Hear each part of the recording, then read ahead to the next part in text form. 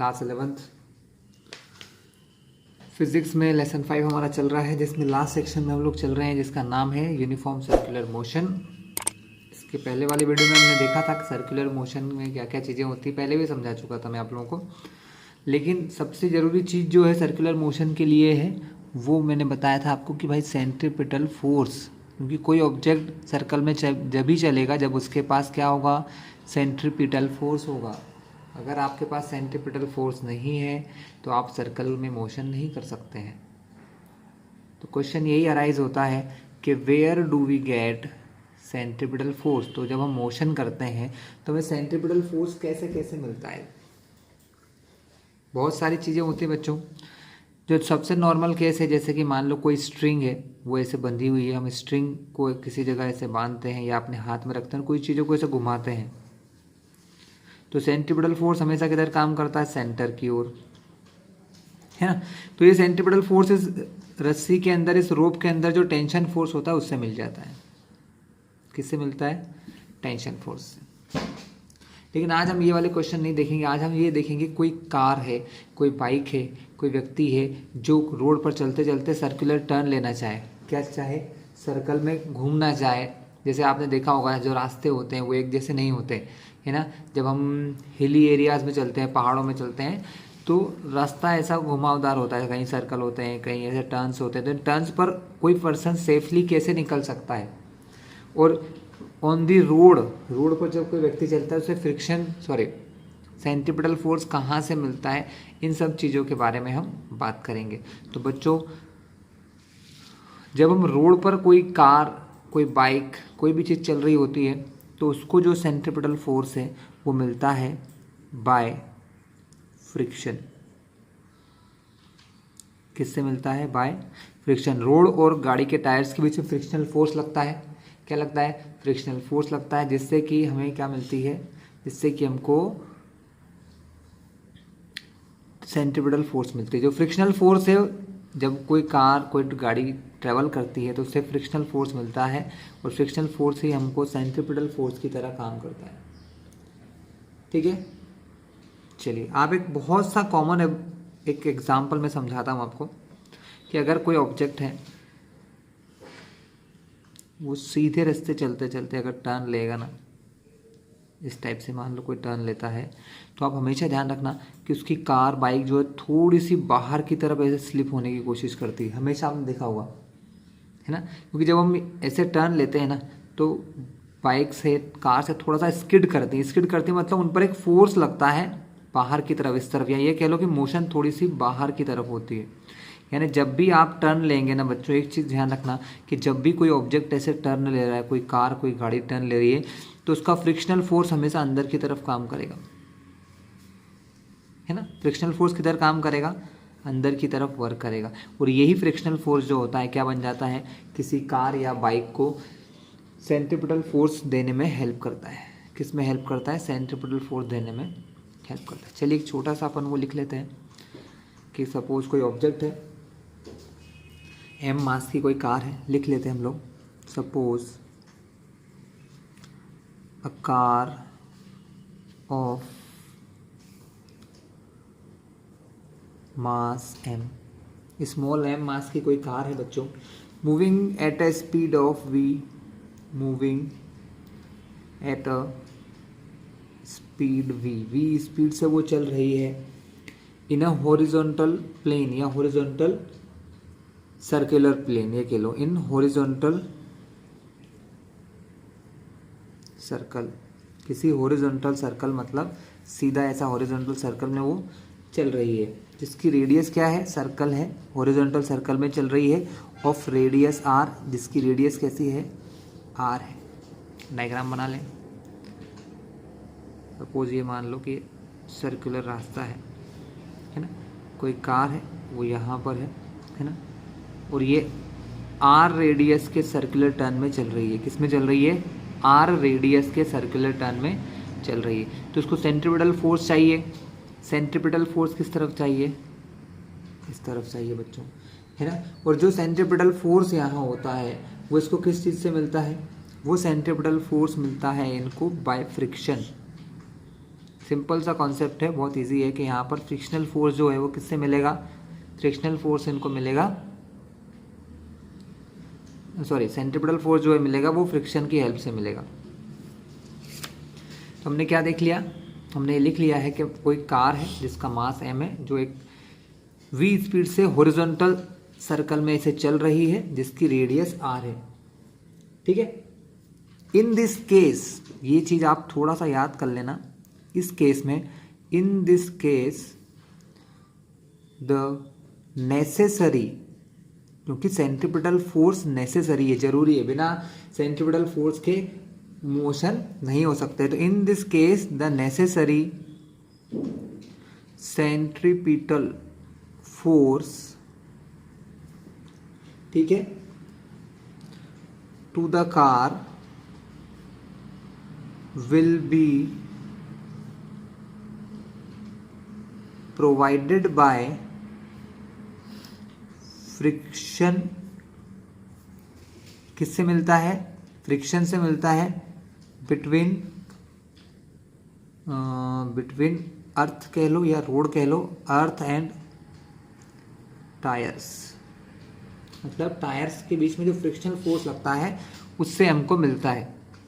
बहुत सिंपल सा केस है बच्चों, जब कोई कार चलेगी रोड पर तो उसके टायर्स में फ्रिक्शन फोर्स काम करेगा, और जो फ्रिक्शन फोर्स काम करेगा वही फ्रिक्शन फोर्स इसको सेंट्रिपिटल फोर्स की तरह मिल जाएगा, क्योंकि सेंट्रिपिटल फोर्स मिलना चाहिए, कहाँ से भी मिले कोई इशू नहीं है। तो ये जो फ्रिक्शन फोर्स है वो इसको मिल जाता है। चलिए, तो यहाँ पर सिंपल सा केस हो गया, सिंपल सा केस क्या हो गया कि centripetal force is equal to friction force. हमको पता लगाना है कि फ्रिक्शन फोर्स कितना है और सेंट्रिपिटल फोर्स कितना मिल रहा है ना। चलिए बच्चों, थोड़ा सा आप देख लेना एक बार फिर से, जो लिखना चाहे लिख लीजिएगा। एक कार है, m मास की है, जो किसी v स्पीड से चल रही है, हॉरिजॉन्टल सर्कल में चल रही है, जिसकी रेडियस r दी हुई है। जो नेसेसरी सेंट्रिपिटल फोर्स चाहिए विल बी प्रोवाइडेड बाय, कौन देगा उसे, friction between earth and tyre, earth और टायर के बीच में, ज़मीन और टायर के बीच में जो फ्रिक्शन फोर्स लगता है उससे वो मिल जाता है। यानी कि फॉर्मूला क्या बन गया कि सेंट्रिपिटल फोर्स जो है वो फोर्स ऑफ फ्रिक्शन के बराबर हो गया। अब सेंट्रिपिटल फोर्स का फॉर्मूला हमने क्या देखा था बच्चों, mv²/r देखा था, लास्ट वीडियो में बता चुका हूं मैं आपको, सेंट्रिपिटल फोर्स का फॉर्मूला mv²/r होता है। फ्रिक्शनल फोर्स क्या देखा है बच्चों हमने, फ्रिक्शनल फोर्स जो होता है वो होता है हमारा FL = μn, क्या होता है, μn, जो हम जानते हैं। और n क्या होता है, n होता है बॉडी का नॉर्मल रिएक्शन फोर्स। अब जब देखिए सिंपल सा एक कॉन्सेप्ट है कि अगर बॉडी एक गाड़ी है तो उस पर कौन कौन से फोर्स लगेंगे, भाई गाड़ी का वेट mg नीचे लगेगा, वो क्योंकि ये प्लेन रास्ता है, जितना वेट इस पर लगेगा, यहाँ पर क्या होगा, कोई कंपोनेंट नहीं होंगे कि ऐसा लग रहा है हमारा फोर्स, सीधी बात है, जितना वेट mg नीचे लगेगा उतना ही नॉर्मल रिएक्शन फोर्स ऊपर लगेगा। यानी हम कह सकते हैं कि गाड़ी के मास के इक्वल हमारा n बराबर mg होता है, यानी यहाँ पर जो हमारा फोर्स है नॉर्मल रिएक्शन वो mg ही होगा। कितना होगा, mg। सो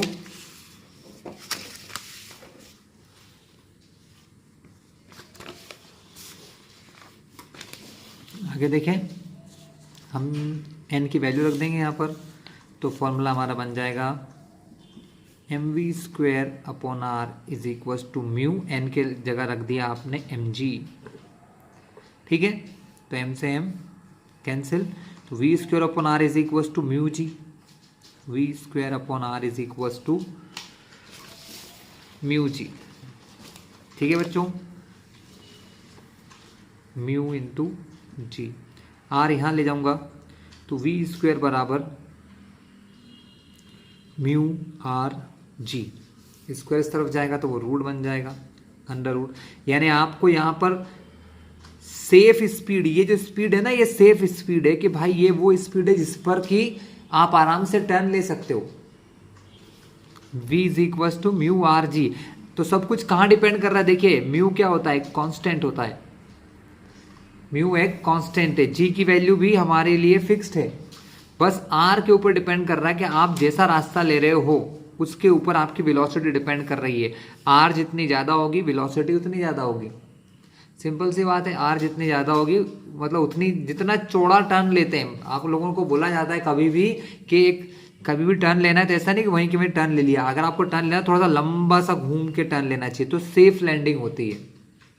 इसीलिए लेते हैं कि अगर बहुत तेज़ी से, अगर कोई पर्सन बहुत तेज़ी से जा रहा है बच्चों, बहुत तेज़ स्पीड से जा रहा है और अगर उसने टर्न ले लिया तो क्या होगा, वेलोसिटी जितनी बड़ी है उसको उतना ही बड़ा टर्न लेना पड़ेगा, क्योंकि v यहाँ पर किसके प्रोपोर्शनल दिख रहा है, v का रिलेशन किसके दिख रहा है, r से।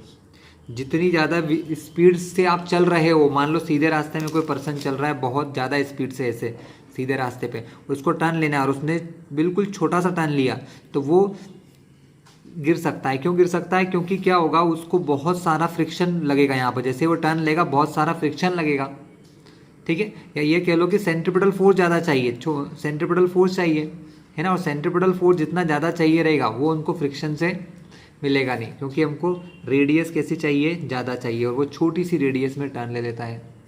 चलिए मैं आपको फिर से इसको थोड़ा सा एक्सप्लेन कर दूं। तो ये क्या है, ये वो वेलोसिटी है जिससे कोई पर्सन सेफली टर्न कर सकता है। अब यहाँ पर एक और चीज़ समझ लीजिए कि यहाँ पर जो हमने देखा था mv²/r, उसको हम ये लिखेंगे।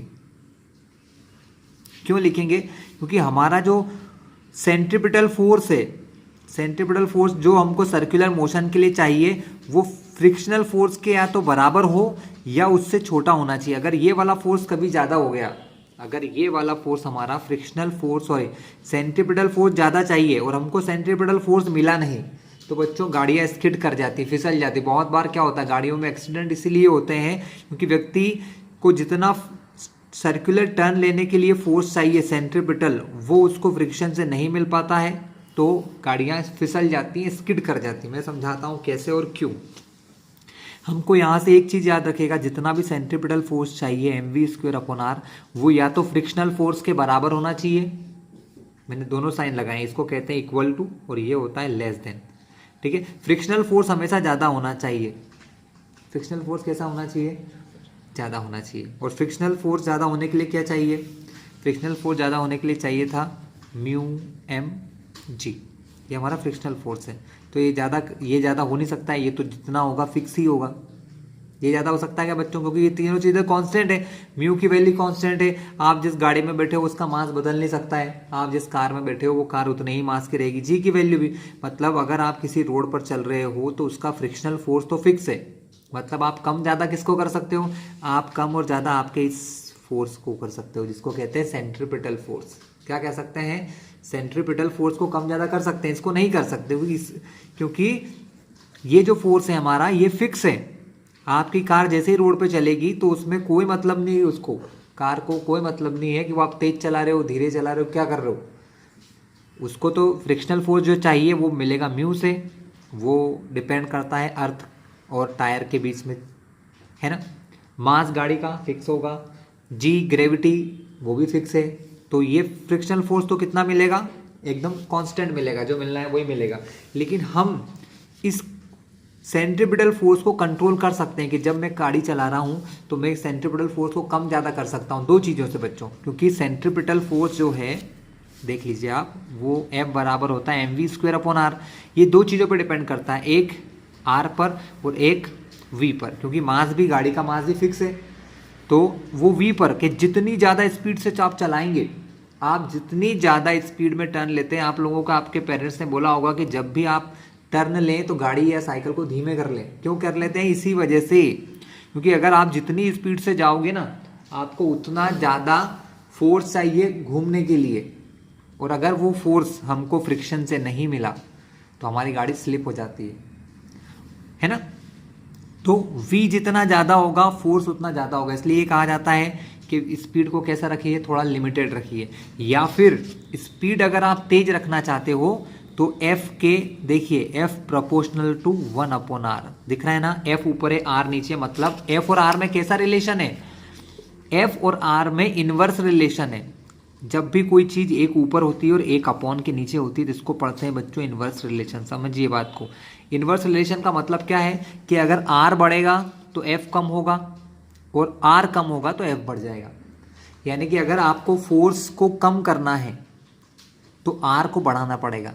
इसीलिए कहा जाता है कि आप अगर मान लो ऐसे जाते हुए आपको टर्न लेना है, ये इतना बड़ा रोड है मान लो आपके सामने, और अगर आपको टर्न लेना है तो आप यहाँ से टर्न मत लो, आप ऐसे थोड़ा सा लॉन्ग टर्न लो, जिससे क्या होगा कि इस सर्कल की जिसमें आप घूमना चाह रहे हो उसकी रेडियस बढ़ जाएगी। अगर आप यहाँ से लोगे तो आर कैसा हो जाएगा, कम हो जाएगा। और अगर आप इतना घूम के जाओगे तो आपको आर ज़्यादा मिलेगा, और जितना ज़्यादा आर मिलेगा आपको सेंट्रीपिटल फोर्स कम लगाना पड़ेगा। क्या कम लगाना पड़ेगा?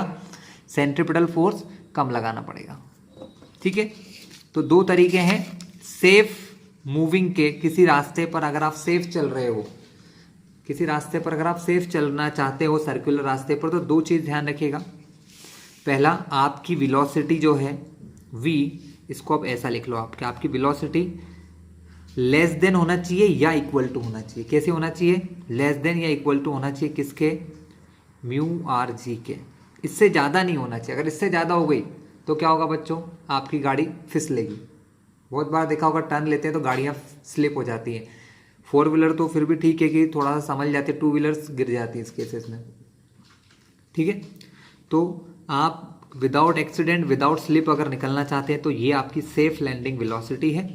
और दो चीज़ें ध्यान रखिएगा, अगर आपको ज़्यादा स्पीड से घूमना है तो बड़ा टर्न लीजिए रेडियस के साथ, क्योंकि अगर आप ऐसा नहीं करेंगे, क्योंकि अगर ऐसा नहीं करते हैं और एफ अगर आपका सेंट्रीपिटल फोर्स फ्रिक्शनल फोर्स से ज़्यादा हो गया तब आपकी बॉडी क्या करती है? तब आपकी बॉडी फिसलती है। क्यों फिसलती है उसका कारण समझिए। मान लो एक छोटा सा एग्जांपल समझिए कि आपको 10 न्यूटन का फ्रिक्शनल फोर्स मिल रहा है, ये सिर्फ समझाने के लिए बोल रहा हूँ, और आपको चाहिए घूमने के लिए 14 न्यूटन का फोर्स।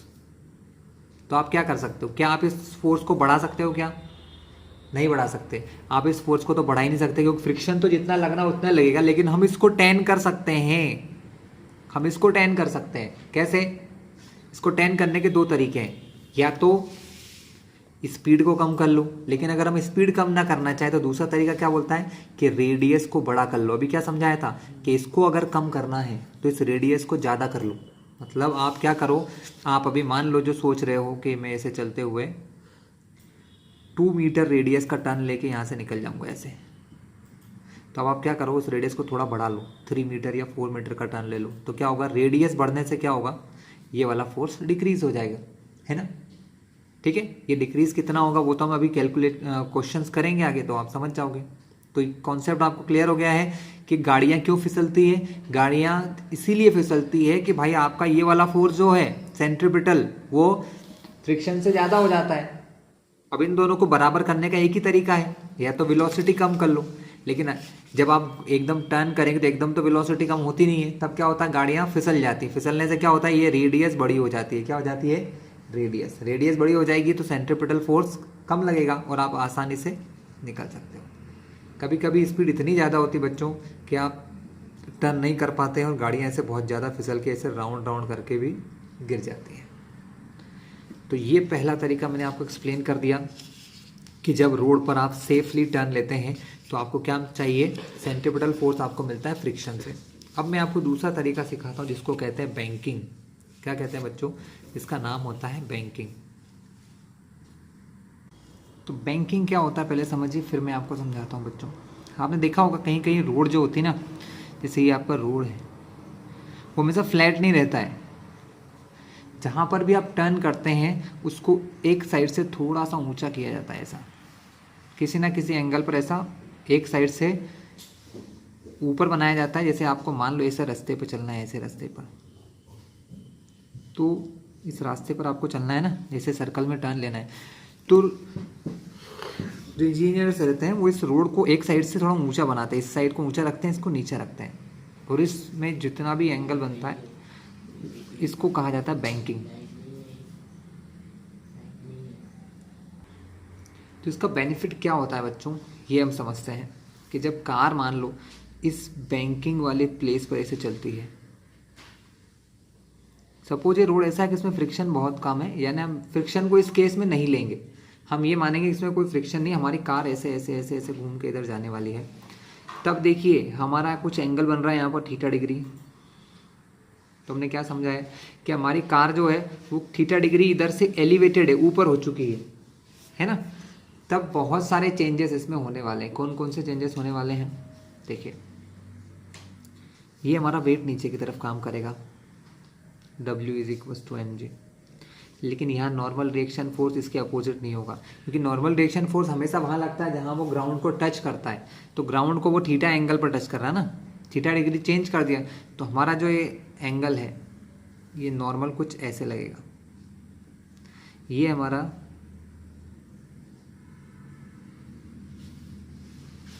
क्या है, तो इसके दो फैक्टर होंगे, एक n cos और एक n sin थीटा, ठीक है ना। ये n cos और n sin थीटा जो होते हैं बच्चों, ये n cos और sin थीटा ही हमको, n cos थीटा इधर होगा क्योंकि थीटा यहाँ बन रहा है, तो n cos थीटा यहाँ होगा, वो इसको बैलेंस कर लेगा। और दूसरा जो इधर लगने वाला एक फोर्स होगा n sin थीटा, वो n sin थीटा क्या करता है, इसको जिस सेंट्रीपिटल फोर्स की ज़रूरत है वो इसको प्रोवाइड कर देता है। समझ में आया आपको। क्या देखा हमने कि ये बॉडी जो है अब ऐसे थीटा डिग्री एलिवेटेड पार्ट पर खड़ी हुई है।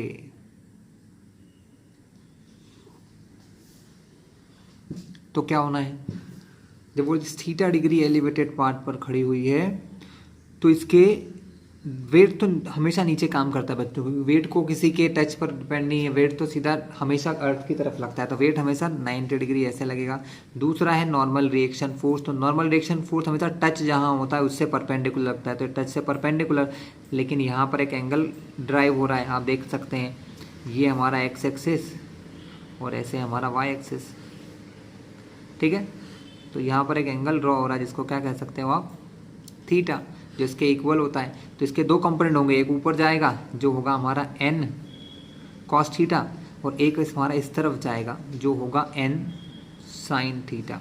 तो जो n sin थीटा है ना वो अंदर की तरफ है, इसको बैलेंस करने वाला कोई फोर्स है क्या, नहीं है। इसका मतलब इस फोर्स की वजह से ही n sin थीटा जो है यहाँ पर किसके इक्वल होगा, हमारे सेंट्रीपिटल फोर्स के बराबर होगा। यही इसका छोटा सा कॉन्सेप्ट है बच्चों, और कुछ भी नहीं है, ठीक है। तो हम हेडिंग डालेंगे बाय बैंकिंग ओनली, मतलब सेंट्रीपिटल फोर्स अब किससे मिल रहा है, सेंट्रीपिटल फोर्स मिल रहा है बाय बैंकिंग। बैंकिंग मतलब थोड़ा सा ऊंचा होना, बाय बैंकिंग ओनली। तो स्टूडेंट यहाँ हम क्या लिखेंगे, सो टू अवॉइड, देखिए सीधे रास्ते पर हम किस पर डिपेंड थे, सीधे रास्ते पर हम लोग सेंट्रीपिटल फोर्स के लिए डिपेंडेंट थे फ्रिक्शन के ऊपर, लेकिन यहाँ हम उस फ्रिक्शन फोर्स को अवॉइड करने के लिए, to avoid dependence on friction, मतलब फ्रिक्शन की डिपेंडेंसी को खत्म करने के लिए, दी रोड्स, मतलब रोड जो होते हैं ना, दी रोड्स आर बैंक्ड, बैंक्ड मतलब एक साइड से ऊंचे बनाए जाते हैं, बैंक्ड एट द टर्न, मतलब जहां भी टर्न होता है वहां पर रास्तों को एक साइड से ऊंचा किया जाता है, बैंक्ड किया जाता है, ठीक है। So that outer part of road, outer part of the road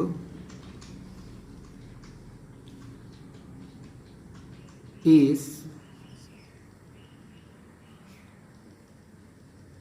somewhat lifted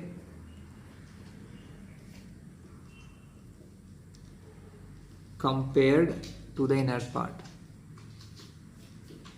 to the inner part। मतलब क्या हुआ बच्चों, जो मैंने आपको भी समझाया कि एक साइड का रास्ता जो होता है, मतलब ये एक एंड एक रोड का, ये दूसरा एंड है, तो एक एंड से दूसरे एंड तक जाते जाते क्या होता है, थोड़ा सा हम लोग इसको थोड़ा सा एक साइड से ऊंचा बना देते हैं, एक साइड से नीचे रहता है, जिसका फ़ायदा क्या होता है आपको मैं भी समझा ही चुका हूँ पूरा, ठीक है। अब हम इसका डेरिवेशन कर लेते हैं। तो इसके लिए हम क्या लिखेंगे,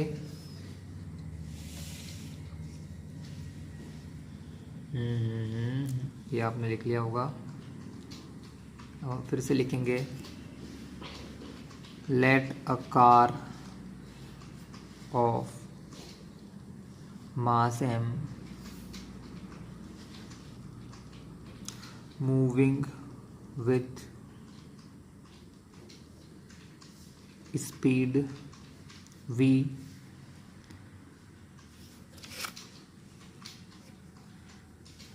in a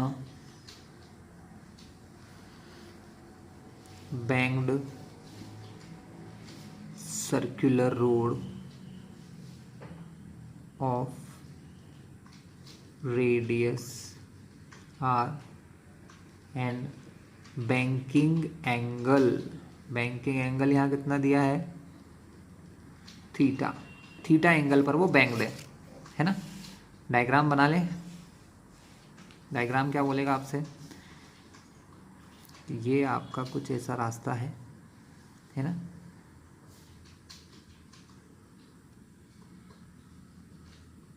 ऐसा मत सोचना कि आप ऊपर से नीचे आ रहे हो, आप ऐसे ऐसे घूमोगे, ऐसा आपका रास्ता। मैंने ऊपर भी समझाया था कि आपकी कार जो है, आपका जो रास्ता होगा वो कुछ ऐसा होगा। समझने की बात यह है कि आपका रास्ता ऐसा है, आपको ऐसे टर्न लेना है। ये घाटियों में ऐसे ही होता है बच्चों, जब आप हिल्स एरिया में जाते हो तो वहाँ पर रोड ऐसे ही होते हैं, टर्न वाले होते हैं, बार बार टर्न लेना पड़ता है।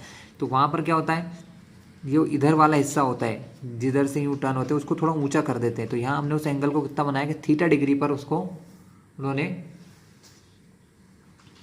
बैंक्ड किया है। अब सपोज ये कार है, ये यूँ चल के इधर जाना चाहती है, तो अब इसके पर क्या क्या फोर्सेस लग रहे हैं। पहला, इस कार का मास जो है उसकी वजह से इसका जो वेट है Wmg नीचे लग रहा है। दूसरा, नॉर्मल रिएक्शन फोर्स है ना, यहाँ पर हम ये मान के चल रहे हैं कि फ्रिक्शन नहीं है। और ये जो है, अब इसके हमको हमेशा दो एक्सिस बनाना पड़ता है भाइयों, आपको पता है एक्स और वाई एक्सिस। तो हमने बना लिया ये एक्स एक्सिस जो वेट के साथ जा रहा है इधर, और ये हो गया हमारा वाई एक्सिस। ठीक है। अब यहाँ पर इस एन का जो एंगल थीटा यहाँ बन रहा है, सेम एंगल ही थीटा बच्चों यहाँ बनता है। ठीक है, सेम एंगल कहाँ बनता है, यहाँ पर बनता है। कैसे है समझाऊँ आपको, चलो ऐसा समझ लो इसको, मैं यहाँ पर समझा देता हूँ, क्योंकि ये एक चीज़ भी आना चाहिए कि एंगल बनाया कैसे मैंने। यहाँ पर थीटा है, यहाँ जहाँ टच हो रहा है अपन वहाँ देखेंगे, ये लाइन ऐसे आ रही है और ये लाइन ऐसे जा रही है ना। और ये हमारा नॉर्मल रिएक्शन फोर्स है। अगर ये थीटा एंगल यहाँ बन रहा है तो ये एंगल कितना होगा, ये भी थीटा होगा। कितना होगा, थीटा। ये लाइन और ये लाइन दोनों के बीच में एंगल 90 डिग्री, तो ये बचा हुआ एंगल कितना होगा, 90 माइनस थीटा। अब ये भी देखिए कि ये एंगल और ये दोनों के बीच में भी पूरा एंगल ये 90 बन रहा है। अगर ये 90 माइनस थीटा है ना, तो कन्फर्मली ये थीटा ही होगा। कितना होता है, थीटा ही होता है। ठीक है, तो यहाँ पर थीटा डिग्री पर क्या हो रहा है, आपका नॉर्मल रिएक्शन फोर्स जा रहा है। तब इस नॉर्मल रिएक्शन फोर्स के दो कंपोनेंट होंगे, एक होगा जिसके साथ एंगल बनाता है तो इस तरफ n cos थीटा, जो कि आपके वेट को बैलेंस करेगा। इस तरफ जाता है वो होता है n sin थीटा,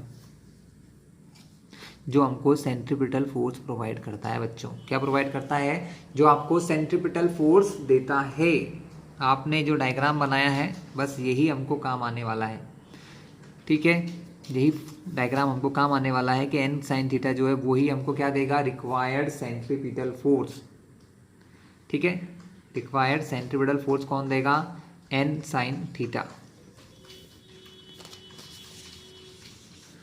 तो हमने ये तो लिख लिया है कि कोई कार है जो इस रास्ते से मूव कर रही है। अब हम क्या करेंगे बच्चों, तो क्लास यहाँ से 2 इक्वेशन बनेगी। नीचे वेट जो है W, वो किसके बराबर होगा, n cos थीटा के। W होता क्या है, W होता है एक्चुअल में mg, मास इनटू ग्रेविटी। तो mg किसके इक्वल है, n cos थीटा के। दूसरी इक्वेशन, इसको इक्वेशन 1 नाम दो। दूसरी इक्वेशन क्या होगी कि जितना सेंट्रीपिटल फोर्स चाहिए मुझे कितना सेंट्रीपिटल फोर्स चाहिए, mv²/r चाहिए, क्योंकि सेंट्रीपिटल फोर्स का फॉर्मूला यही होता है। बॉडी का मास स्मॉल m है, वो v वेलोसिटी से चल रही है, r रेडियस के सर्कल में घूमना चाहती है, तो जितना सेंट्रीपिटल फोर्स चाहिए वो मिलेगा n sin थीटा से। किससे मिलेगा? n sin थीटा से। इक्वेशन 2 और इक्वेशन 1 है। चलिए नए पेज पे इन दोनों को एक दूसरे से डिवाइड कर लेते हैं, देखते हैं क्या होता है। देखिए इन दोनों इक्वेशन को एक दूसरे से डिवाइड कर लें। इस सेकंड इक्वेशन को 1 से डिवाइड करता हूं मैं। सेकंड इक्वेशन है हमारी क्या? mv²/r, ये n sin थीटा, इसको हम डिवाइड कर रहे हैं इस तरफ का mg और is equals to n cos theta. ठीक है, ये दोनों इक्वेशन एक दूसरे से अगर डिवाइड करते हैं तो हमें क्या होगा? n से n कट जाएगा, n से m कट जाएगा, ऊपर बचेगा v²। ये r जो अपॉन में, वो r अपॉन में चला जाएगा, तो v²/rg। इधर n से n कट गया, साइन अपॉन कॉस को क्या लिखते हैं बच्चों? साइन अपॉन कॉस को हम लिखते हैं tan theta.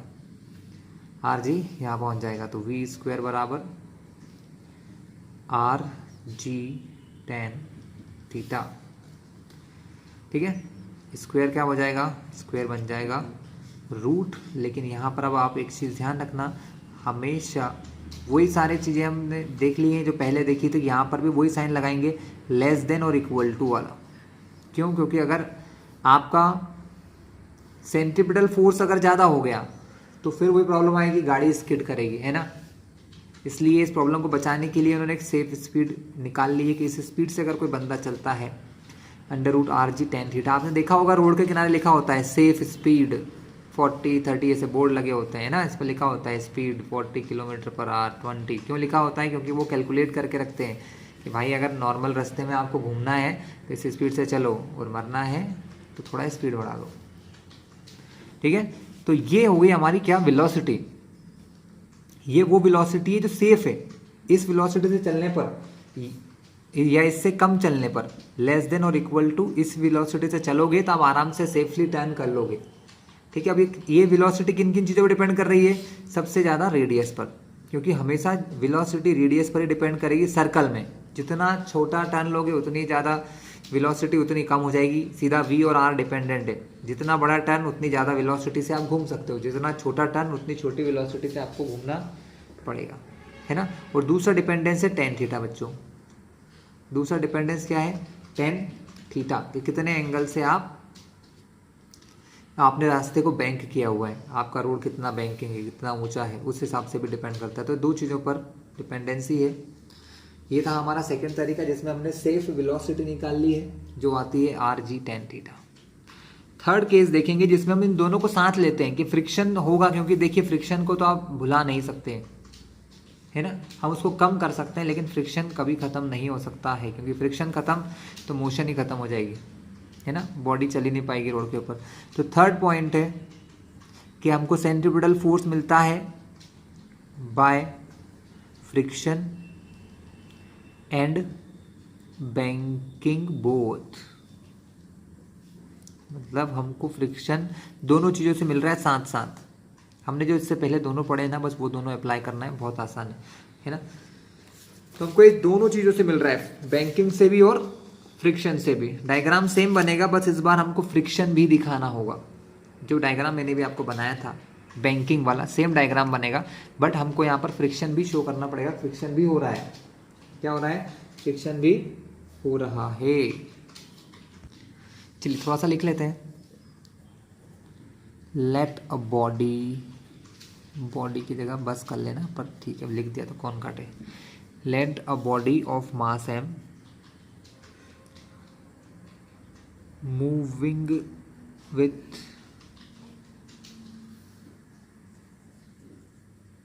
Speed v in a circular turn with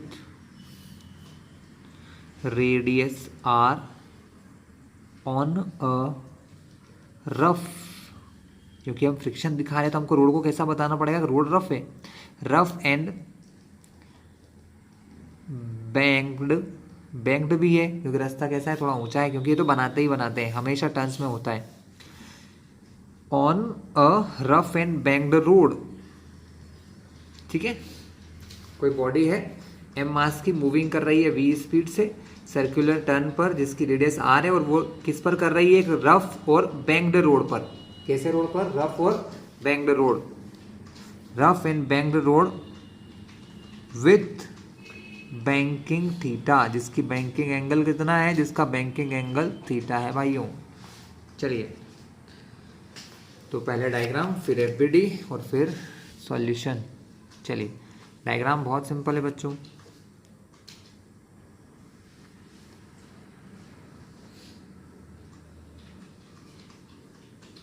समझ गए होंगे आप कि ये ऐसे से ऐसे घूमना चाहता है ना, यानी ये सर्कल में जाना चाहता है, तो क्या होगा,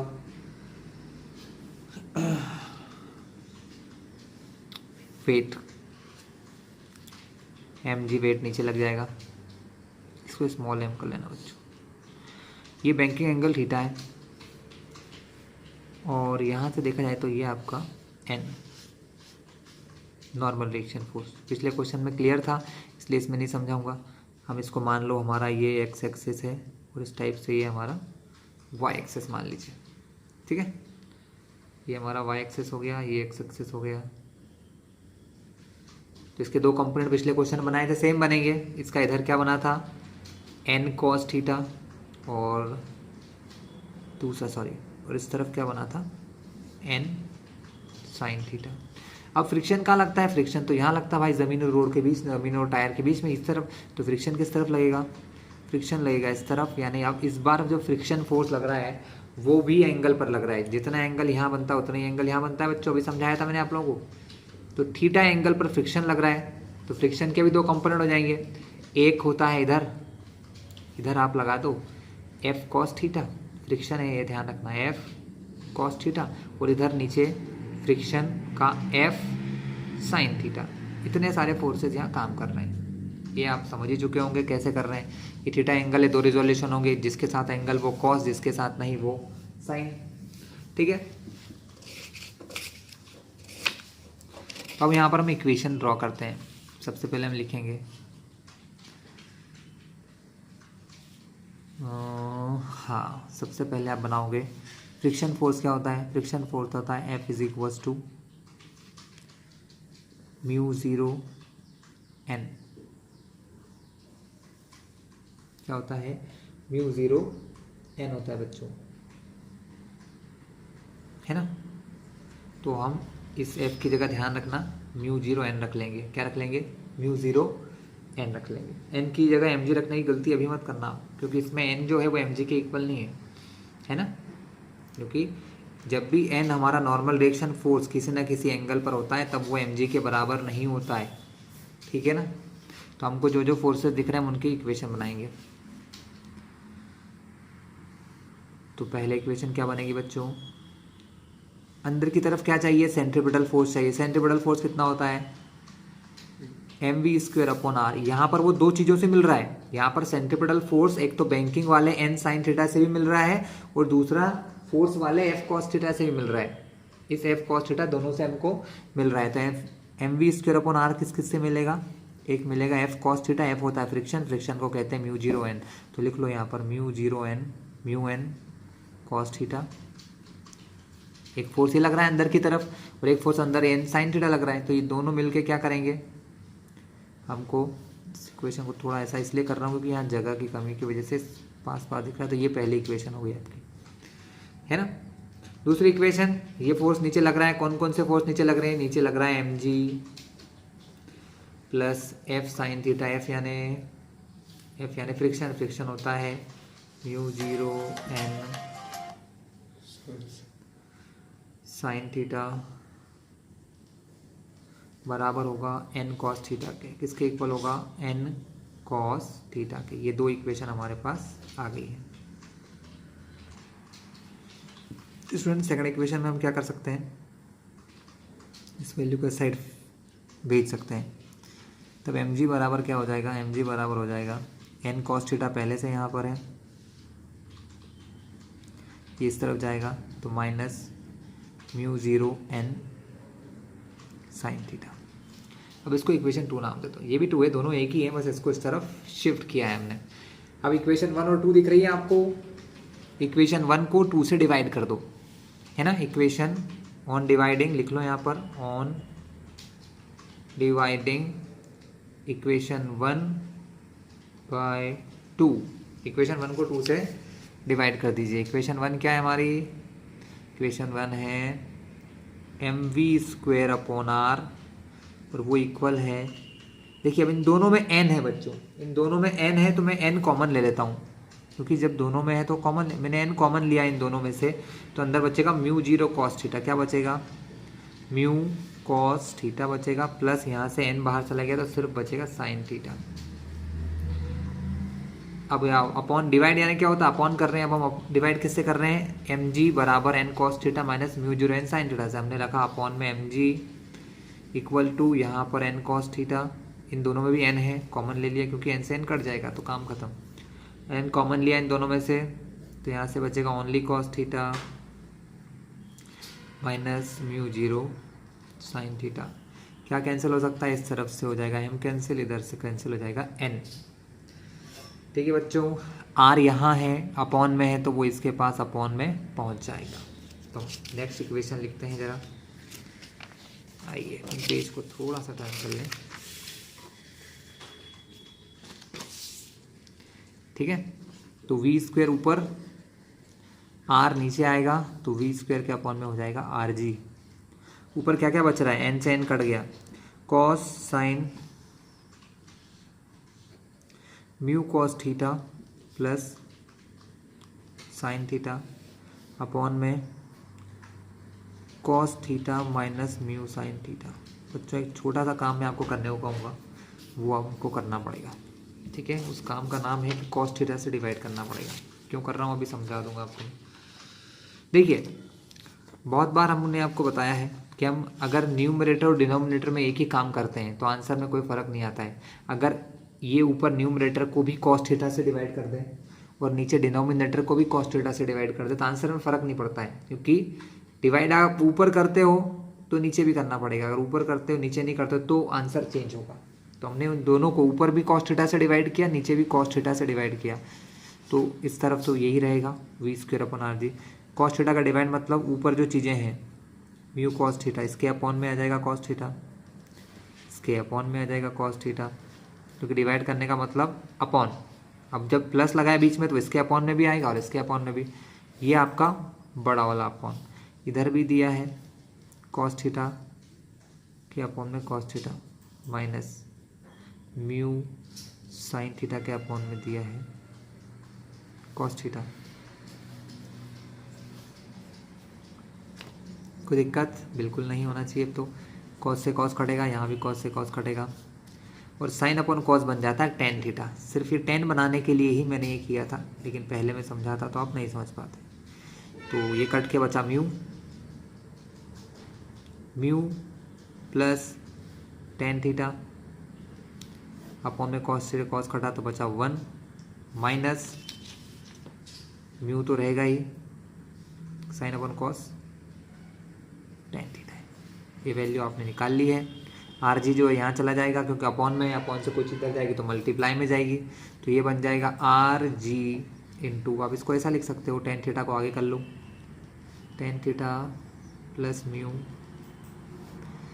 या ऐसा ही रहने तो उससे कोई इतना फ़र्क तो नहीं पड़ रहा है, समझ तो चुके ही हम।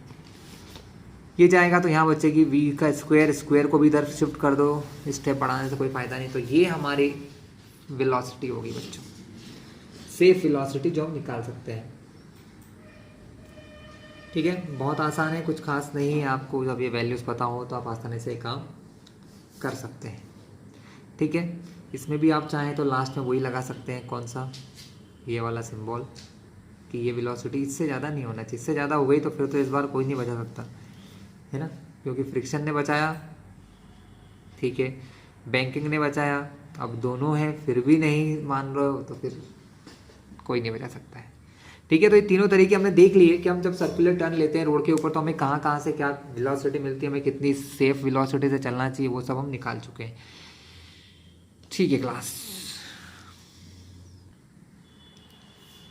एक क्वेश्चन हमने लिख रखा है बच्चों, a turn of radius 20 meter is banked for the vehicle of 200 kg going at a speed of 10 meter per second. मतलब एक रोड को हमने 20 मीटर रेडियस वाले रोड को और कोई बॉडी उस पर 10 मीटर पर सेकेंड से निकल सके, यानी सेफ वेलोसिटी हमको बता दी 10 मीटर पर सेकेंड है और 200 kg के ऑब्जेक्ट वहाँ से निकल सकते हैं, है ना। इसको बैंक्ड किया है लेकिन बैंकिंग एंगल नहीं दिया है, तो हम उस चीज़ को फाइंड कर लेंगे, है ना। इसके बाद हमको बोला है find direction and magnitude of frictional force acting on a vehicle if it is moving with a speed of 5 meter per second and 10 हमको सेफ वेलोसिटी दे दी है। 5 मीटर वाला समझदार है, 15 मीटर वाले कम समझदार है क्योंकि ज़्यादा स्पीड से जा रहे हैं, है ना। तो दोनों पर कितना फ्रिक्शनल फोर्स लगना है, ठीक है, हमको वो फाइंड करना है। क्या फाइंड करना है? Find the direction and magnitude of frictional force acting on a vehicle if it is moving with a speed of 5 meter per second and 15 meter. मतलब दो क्वेश्चन है, 5 मीटर पर सेकेंड वाला व्यक्ति भी और 15 मीटर पर सेकेंड वाला person भी, दोनों के लिए हम लोग करना है। तो सबसे पहले हमको बैंकिंग एंगल नहीं दिया बच्चों, तो बैंकिंग एंगल निकाल लेते हैं। क्या निकाल लेते हैं? बैंकिंग एंगल निकाल लेते हैं। जनरली हम ये मानते हैं कि वी स्क्वायर जो है वो हमने क्या निकाला था, आर जी टेन थीटा के इक्वल है। किसके इक्वल है? आर जी टेन थीटा के इक्वल है। फाइंड किया था हम लोगों ने, तो इससे टेन थीटा की वैल्यू निकाल लेंगे क्योंकि टेन थीटा की वैल्यू हमको यूज़ आना है। वी कितना दिया है हमको? सेफ वेलोसिटी 10 दे रखी है, तो 10 का स्क्वायर। रेडियस कितना दे रखा है? 20 मीटर। और जी की वैल्यू कितनी होती है बच्चों? जी की वैल्यू होती है 10, 9.8 भी होती है, कहीं कहीं 10 भी लेते हैं एज पर द रिक्वायरमेंट। तो 10 थीटा कितना हो जाएगा? कैलकुलेशन इजी हो जाता है 10 लेने से, बस और कुछ नहीं। तो 10 का स्क्वायर 100, 20 10 ज़ा 200, दोनों का मल्टीप्लाई होगा, दोनों डिवाइड में आएंगे। तो हमें 10 थीटा की वैल्यू मिल गई यहाँ से, 2 0 से 2 0 कट कर दिए। 10 थीटा हो गया हमारा 1/2 या फिर इसको 0.5 कह लो, जो आपको कहना चाहें। 10 थीटा की वैल्यू 1/2 और 0.5 मिल गई है। हमें फाइंड करना है फ्रिक्शनल फोर्स, है ना, कि वो अगर 5 मीटर पर सेकेंड की स्पीड से अगर चल रहे हैं, मान लो बच्चों की कोई ऑब्जेक्ट है वो 5 मीटर पर सेकेंड से चल रहे हैं और 15 से चल रहे हैं, तो उन पर फ्रिक्शनल फोर्स कितना लगेगा और उसकी डायरेक्शन क्या होगी, हमको दोनों चीज़ें फाइंड करना है। देखिए अभी इससे पहले वाले क्वेश्चन में हमने फाइंड कर लिया था, तो मैं वो इक्वेशंस का डायरेक्ट यूज़ कर लूँगा। कंडीशन वही बनेगी जो हमने पिछले क्वेश्चन में देखा था, है ना। क्या सिचुएशन बनी थी? हमारे पास 2 इक्वेशन थी पिछले क्वेश्चन में, इसलिए ज़्यादा डिस्क्राइब नहीं कर रहा हूँ क्योंकि आपने क्वेश्चन की सिचुएशन मैंने इससे पहले बताई थी आपको। ये वाली जो सिचुएशन थी सेम सिचुएशन है। यहाँ पर हमको चीज़ें न्यूमेरिकल दे रखी है, हमको सब चीज़ें न्यूमेरिकल पता चल गई हैं। हमको मास पता चल गया है, वेलोसिटी पता चल गई, रेडियस, ये सब चीज़ें हमको पता है। तो ये जो 2 इक्वेशन मैंने आपके लिए ड्रॉ की थी, इन दोनों इक्वेशन से हम लोग इस क्वेश्चन को सॉल्व कर लेंगे। यहाँ पर बस एक चीज़ ध्यान रखना है, जो म्यू एन है ये होता था एफ, तो इसकी जगह मैं सिर्फ एफ लिखूँगा, म्यू एन नहीं लिखूँगा। तो पहली इक्वेशन क्या बनेगी? M V square upon R is equals to, क्या फाइंड किया था हमने फाइंड किया था F cos theta plus N sine theta, है। ये हमने निकाल लिया इसलिए अब समझा नहीं रहा हूँ, आप समझ गए कैसे लाया था मैं। और दूसरी इक्वेशन हमारी थी M G is equals to N cos theta minus mu N sine theta. ये इक्वेशन दोनों थी हमारी, ठीक है।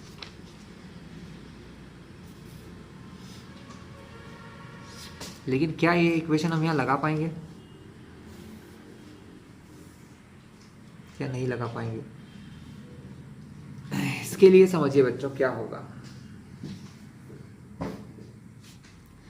ये इक्वेशन हम एप्लीकेबल कर सकते हैं कब? जब हमारी स्पीड होगी 15 मीटर पर सेकेंड, और 5 मीटर पर सेकेंड में एप्लीकेशन एप्लीकेबल नहीं होगी। उसका रीज़न समझाऊंगा क्यों। देखिए सेफ वेलोसिटी कितनी बोली गई है? सेफ वेलोसिटी बोली गई है हमको 10 मीटर पर सेकेंड। अगर ऑब्जेक्ट 5 मीटर पर सेकेंड से चल रहा है, किससे चल रहा है? 5 मीटर, मतलब हमारी स्पीड कम है। और जब हमारी स्पीड कम होती है तो हमने क्या देख रखा है कि जो वेलोसिटी होती है वो होती है हमारी, मैंने भी निकाली थी, मैं भी दिखा देता हूँ। वेलोसिटी जो होती है वो आर जी टेन थीटा। अगर वेलोसिटी कम होगी तो यहाँ से रेडियस भी कम होगी, क्योंकि थीटा को तो मैं कम नहीं कर सकता। एंगल कम कर सकता हूँ क्या? हम एंगल को कम नहीं कर सकते हैं, यानी रेडियस कम होगी, यानी चलते चलते क्या होगा, गाड़ी थोड़ी सी अंदर की तरफ फिसलेगी, है ना, या अंदर की तरफ फोर्स फील करेगी। तब उसका जो फ्रिक्शन है ना, वो फ्रिक्शन फोर्स यहाँ बाहर की तरफ लगता है बच्चों, ध्यान रखना, क्योंकि बॉडी अंदर की तरफ फिसलेगी। जब बॉडी अंदर की तरफ फिसलेगी तो क्या होगा, उस पर फ्रिक्शन फोर्स बाहर काम करेगा। अगर फ्रिक्शन इस डायरेक्शन में काम कर रहा है और अगर ये एंगल थीटा है, तो हम फिर से वो बना लेते हैं हमारे,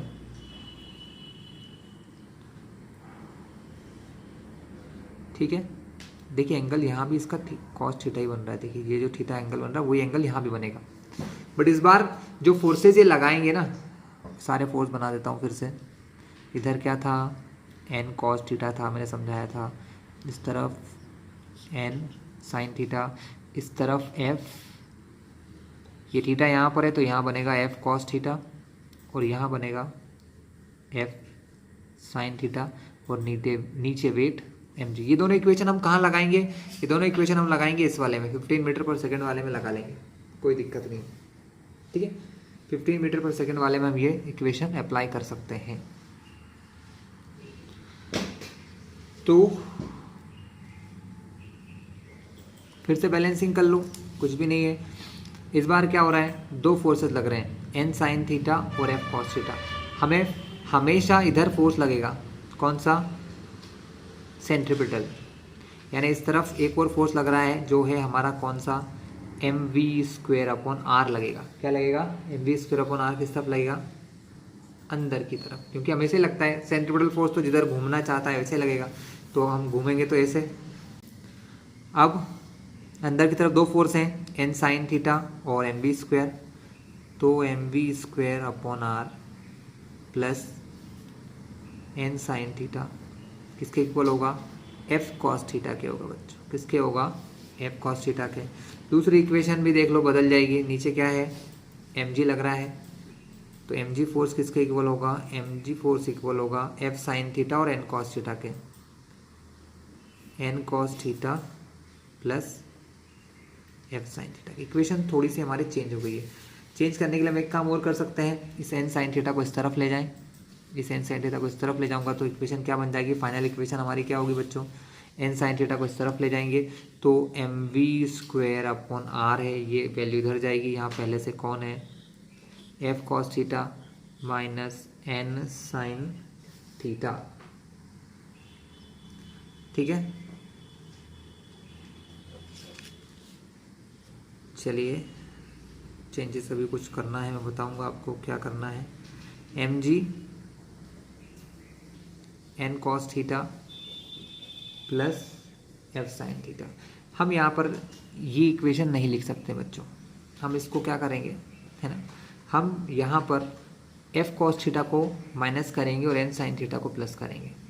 उसका रीज़न क्या है, उसका रीज़न ये है कि ये वो कंडीशन बता रहे हैं, अगर इस कंडीशन के हिसाब से अगर अपन चलें तो क्या होगा, ये बताता क्या है, हमारी बॉडी इस कंडीशन के अकॉर्डिंग टू दिस कंडीशन क्या होगा, इस कंडीशन के हिसाब से ये समझ में आ रहा है कि एन साइन थीटा मतलब एन साइन थीटा किस तरफ का फोर्स है, एन साइन थीटा अंदर जाने वाला फोर्स है, बाहर जाने वाला फोर्स कौन सा है हमारा, एफ कॉस थीटा है। अगर बॉडी सर्कुलर टर्न लेगी तो कौन से फोर्स को ज़्यादा होना चाहिए, इस फोर्स को हमें ज़्यादा लेना पड़ेगा, तभी हम टर्न ले सकते हैं। और अगर इस फोर्स को मैं यहाँ पर माइनस करूँगा, इसका मतलब क्या है कि ये वाला फोर्स ज़्यादा है, जो कि पॉसिबल नहीं है, क्योंकि अगर ये वाला फोर्स ज़्यादा हो गया ना तो वो टर्न नहीं ले पाएगा, वो गिर जाएगा। इसलिए हम इस इक्वेशन को इस तरीके से नहीं लिखेंगे, हम इस इक्वेशन को डायरेक्ट तरीके से लिखेंगे। और वो तरीका कौन सा है हमारा, कि N sine theta net force वाला तरीका अपनाएंगे, कि इन दोनों में कौन सा फोर्स ज़्यादा होगा, एन साइन थीटा ज़्यादा होगा, उसमें से एफ कॉस थीटा को हम माइनस करेंगे, इन दोनों का जो फोर्स बचेगा वही फोर्स हमारा किसके इक्वल होगा, M V square upon R के इक्वल होगा। क्योंकि अगर मैंने ये इक्वेशन बना दी तो थोड़ा सा रॉन्ग हो जाएगा काम, इसलिए हम क्या करेंगे, M V square upon R net force जो है हमारा, एम वी स्क्वायर अपॉन जो हमारा नेट फोर्स है वो किसके इक्वल होगा, N sine theta minus F cos theta के, वो इक्वल होगा N sine theta minus F cos theta के। ठीक है, बस इन दोनों इक्वेशन को हम सॉल्व कर लेंगे तो हमको वैल्यू जो चाहिए, हमको चाहिए यहाँ से फ्रिक्शन फोर्स, हम निकाल सकते हैं। हमारे पास इन दोनों इक्वेशन को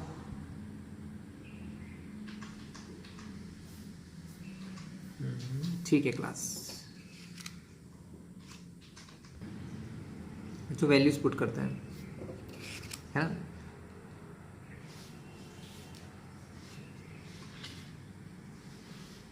वैल्यूज पुट करने के लिए हम क्या करें, हमारे पास मास कितना दिया है, मास दिया है क्वेश्चन में 200 kg, जी की वैल्यू हमने 10 मानी थी, हमको tan थीटा की वैल्यू भी दे रखी है तो हमको tan थीटा भी यूज़ करना पड़ेगा।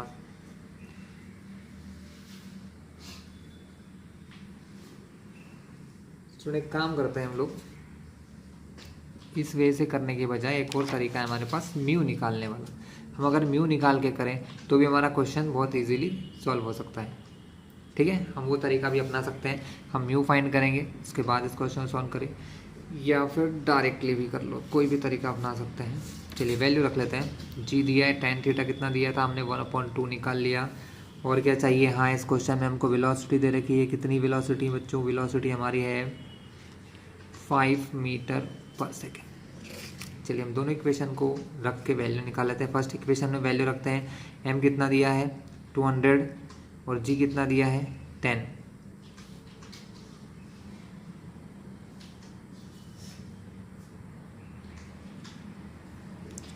तो पहले इक्वेशन में वैल्यू रखी 200, g की वैल्यू 10, n पता नहीं है, cos थीटा भी पता नहीं है, बाद में काम करेंगे इसका, प्लस f sin थीटा भी नहीं पता है।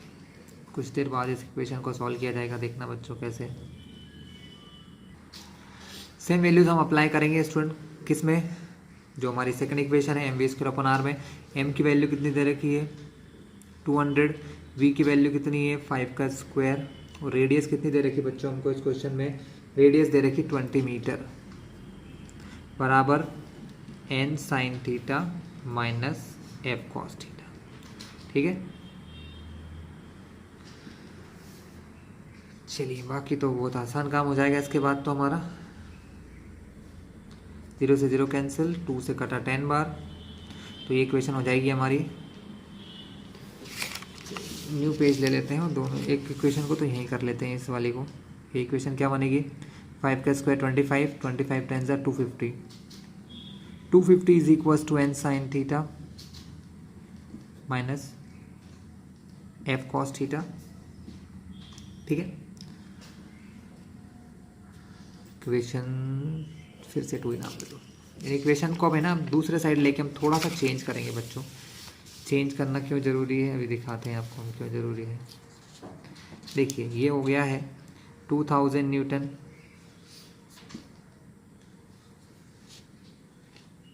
और ये है हमारा एफ साइन थीटा, ये इधर लाएंगे 200 का मल्टीप्लाई 10 से 2000, एफ साइन थीटा प्लस से इधर आया तो क्या बना माइनस का F sine theta is equals to बचा यहाँ पर एन कॉस थीटा, और इस तरफ है 250 माइनस नहीं, ये इधर आएगा एफ वाली वैल्यू तो प्लस बन जाएगी, F cos theta is equals to N sine theta. हम इनको डिवाइड कर लेते हैं बच्चों, है ना। डिवाइड करने से क्या होगा, डिवाइड करने का ये बेनिफिट होगा कि हमको यहाँ पर n की वैल्यू नहीं पता है। अगर हमको n, जब तक हम m हटाएंगे नहीं तब तक क्वेश्चन को सॉल्व करना हमारे लिए बहुत मुश्किल है, तो हमने यहाँ से n को रिमूव कर दिया। ठीक है, तो अब हमारी इक्वेशन क्या हो जाएगी, इक्वेशन हो जाएगी हमारी 2000 minus F sine theta upon 250 plus F cos theta. ये कैलकुलेशन बच्चों बहुत भारी पड़ता है आप लोगों पर, इसलिए इनको थोड़ा सा प्रैक्टिस करिएगा। Cos theta upon sine theta. ठीक है,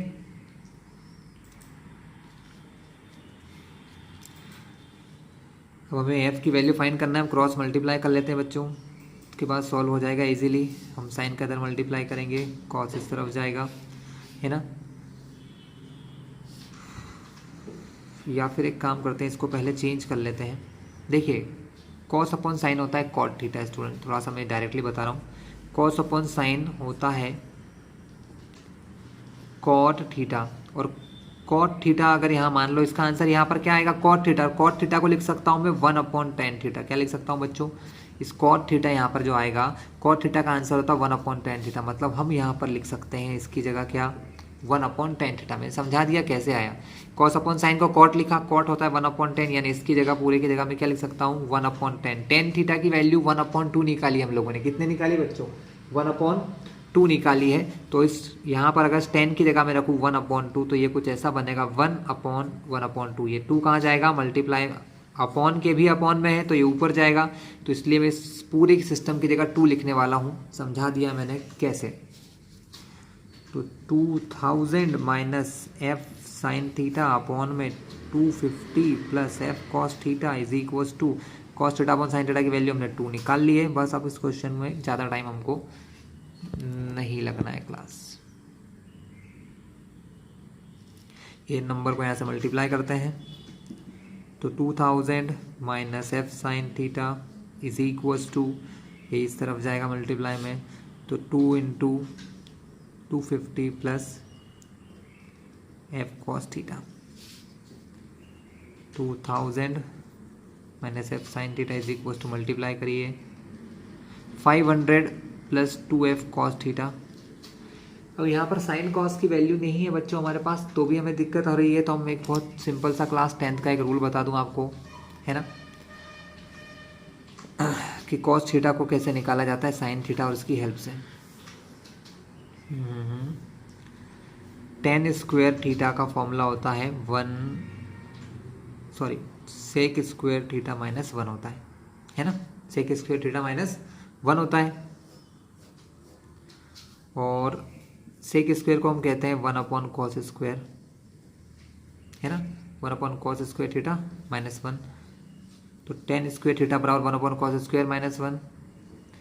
कॉस स्क्वायर इधर जाएगा तो ये बनेगा, या एक काम कर लीजिए, इसको इस तरीके से मत यूज कीजिए, थोड़ा सा और आसान बता दूं आपको। सेक स्क्वायर थीटा बराबर होता है, या सेक थीटा बराबर ले लो, सेक थीटा बराबर होता है 1 plus tan square theta. Sec theta बराबर क्या होता है, 1 प्लस tan। फॉर्मूला है आपका सेक स्क्वायर थीटा बराबर 1 प्लस tan स्क्वायर। स्क्वायर था तो इधर कर दिया तो रूट बन जाएगा। सेक बराबर होता है 1/cos, तो इसको मैं लिख लूंगा 1/cos थीटा। यहाँ पर सेक को मैंने क्या रखा 1/cos, यहाँ पर मैं tan थीटा की वैल्यू रख रहा हूँ। tan थीटा की वैल्यू क्या है 1 प्लस 1/2 का स्क्वायर, तो ये हो जाएगा 1/cos थीटा बराबर 1/4, 4 1 जा 4 प्लस 5, 5/4। 1/cos थीटा जो हो रहा है बच्चों वो हो रहा है √5/4। इसको रूट से बाहर निकालेंगे तो क्या बनेगा, cos थीटा बराबर, ये cos ऊपर जाएगा तो ये भी चेंज हो जाएंगे, तो √4/5। ये हमने cos थीटा की वैल्यू निकाल ली। अगर cos थीटा की वैल्यू आ गई तो इसी तरीके से आप साइन थीटा की वैल्यू भी फाइंड कर सकते हैं। क्लियर है क्लास। तो ये वैल्यूज हम रखने वाले हैं। साइन थीटा की वैल्यू कैसे निकाल सकते हैं वो भी देख लीजिए, नीचे बता देता हूँ। फॉर्मूला होता है साइन थीटा बराबर √1 माइनस कॉस स्क्वायर थीटा। तो साइन थीटा बराबर हो गया 1 माइनस कॉस का स्क्वायर, इस वैल्यू का स्क्वायर, √4/5 का स्क्वायर। स्क्वायर से रूट कट जाता है, तो साइन थीटा बराबर क्या बचा, अंडर रूट के अंदर 1 माइनस 4/5, 5 1 जा 5, 5 में से 4 जाएंगे तो आंसर आएगा 1/5। यानी साइन थीटा की वैल्यू आ गई अंडर रूट के अंदर 1/5। ठीक है, इन दोनों की वैल्यूज़ को अगर देखा जाए और हम यहाँ रख दें, देखिए सब रफ का काम बता रहा हूँ इसलिए यहाँ मत फेयर में कर लेना। साइन थीटा बराबर निकला है 1/√5, क्योंकि 1 तो रूट से बाहर आ ही जाएगा। उसी टाइप से कॉस थीटा की वैल्यू आई है 4/√5, 4 रूट से बाहर निकलेगा तो बन जाएगा 2/√5। ये दो वैल्यूज़ हमको साइन थीटा और कॉस थीटा की जगह रखना है ना।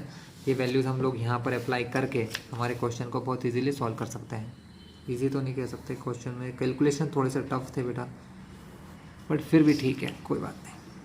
ये हमारी फाइनल इक्वेशन है 2000 plus F sine theta 500 plus F cos theta. ये माइनस वाला एफ साइन इधर लाएंगे और प्लस का 500 इधर लाएंगे।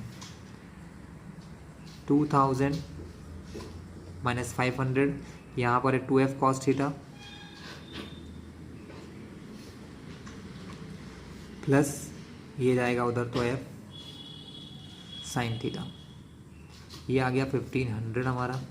इन दोनों में f है, कॉमन ले लिया, यहाँ से बचा 2 इंटू कॉस थीटा बचेगा। क्या बचेगा? Cos theta. कॉस थीटा की वैल्यू क्या है? 2/√5 प्लस f तो चला गया, साइन थीटा की वैल्यू है 1/√5। ठीक है बच्चों, क्वेश्चन हमारा जस्ट होने ही वाला है। 2 × 2 = 4/√5 प्लस 1/√5। तो ये बन जाएगा f बराबर 4 + 1 5/√5 और इधर है हमारा 1500। बायो वालों बच्चों को थोड़ी सी तकलीफ इसमें आ जाती है क्योंकि कैलकुलेशन उन लोगों के अभी तो वीक नहीं है, क्योंकि अभी तो 10th पढ़ के आए हो। कहाँ है हमारा आंसर? ये है हमारी वैल्यूज़ जो हमने फाइनली निकाली है।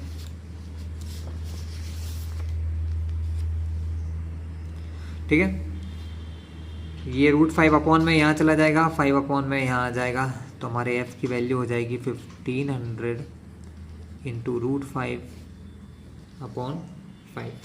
5 से कट करो, इसका आंसर आएगा 300√5। फ्रिक्शनल फोर्स कितना लगना है? 300√5 न्यूटन का फ्रिक्शनल फोर्स लगेगा बच्चों। ठीक है, तो ये था हमारा आज का वीडियो जिसमें हमने ये सब देख लिया है। सेकंड पार्ट में मैंने आपको बताया सिर्फ वो पहली जो इक्वेशन है वही लगाकर आप इसी तरीके से सॉल्व कर लेंगे, है ना। बस उस केस में फ्रिक्शन अंदर की तरफ लगेगा, हाँ अंदर की तरफ लगेगा क्योंकि बॉडी बाहर मूव करेगी। तो क्लास मिलते हैं नेक्स्ट वीडियो में अब।